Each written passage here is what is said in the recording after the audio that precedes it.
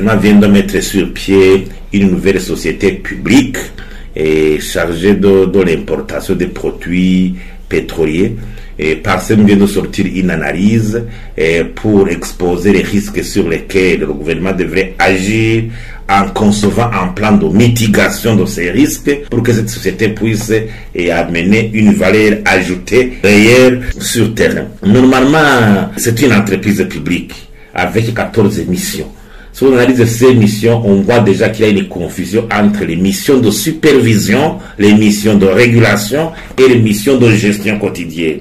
Quand il y a une telle confusion dans l'organisation de la gestion d'un secteur, maintes fois, il n'y a pas de contrôle ou de gestion quotidien, il y a un risque de ne pas aboutir aux résultats concrets et à partir d'une gestion efficace et efficiente. Mais le gouvernement devait alors concevoir un plan de mitigation des risques que personne veut évoquer pour alerter le gouvernement afin de prendre des mesures proactives et liées à son plan de mitigation.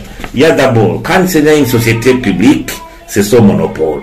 Maintenant, on expose aussi la gestion, l'importation des produits pétroliers à un monopole d'une société publique nouvelle, avec des missions vraiment élargies qui ne différencient pas la régulation, mission classique du gouvernement, et la gestion du secteur d'importation, qui est une mission classique du secteur privé. Qu'est-ce que c'est une nouvelle société? Il faut analyser l'expertise de la société.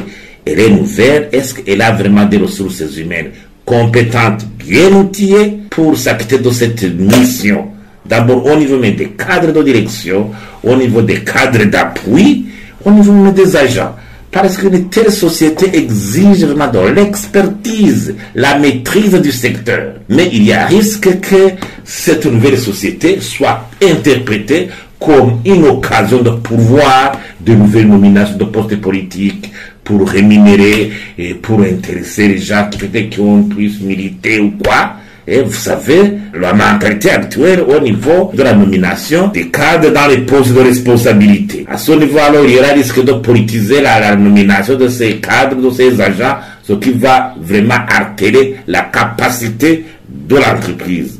Aussi, la nouvelle société a-t-il vraiment une logistique nécessaire, capable de s'acquitter de cette mission? Des camions, l'entretien des camions, les stations, stockage, ou quoi? Est-ce que vraiment la logistique, elle est là par le capital et 120 milliards? Est-il vraiment un capital financier ou un capital technique libéré à partir vraiment d'une logistique déjà disponible?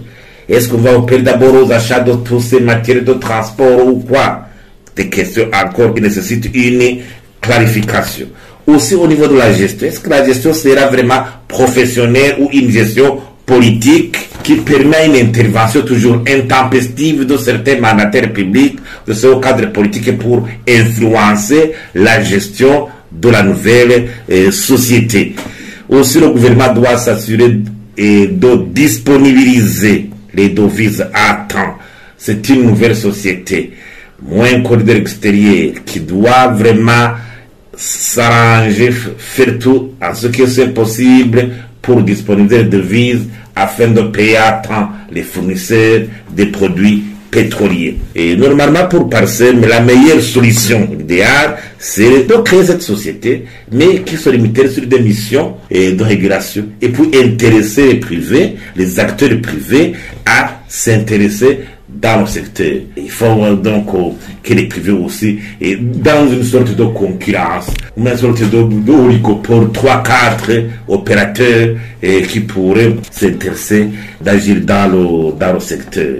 Et encore, il faut analyser si le gouvernement engage un capital de 120 milliards. C'est une ponction des fonds consistants au niveau du trésor public. Si les 120 milliards ne parviennent pas à créer une valeur ajoutée à partir de la mission de cette société, il y aura double perte. L'argent engagé, alors qu'il n'y a pas de résultat concret.